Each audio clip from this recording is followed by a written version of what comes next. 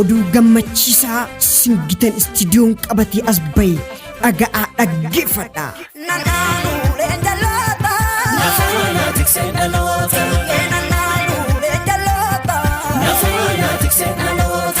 Egaa Singitan istiidiyoon faarfannaa faarfattoota biyya alaa jiran amanamummaa isaa eeggatee akkuma hojjechaa ture.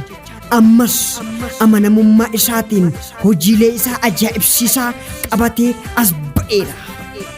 Maarree istiidiyoo keenyatti namni tokko faarfannaa 3 ol yoo nu biratti hojjete, istiidiyoon keenya immoo faarfannaa tokko baasii mataa isaatiin isiniif ni hojjeta. Maarree istiidiyoo keenyatti fayyadamuudhaan ergaa isin keessa jiru dhalootaaf dabarsaa.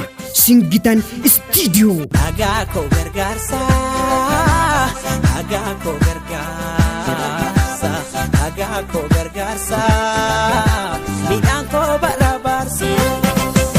Egaa hojiileen istiidiyoon keenya hojjetan kanneen akka sagalee misraachoo, piroofaayilii waldaa, poostera tajaajiltootaa ni hojjenna.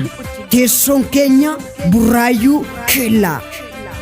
Odeeffannoo dabalataaf lakkoofsa bilbilaa 9-13-85-31 yookaan 9-13-7-83-79 irratti haloo jechuudhaan nu argachuu dandeessu.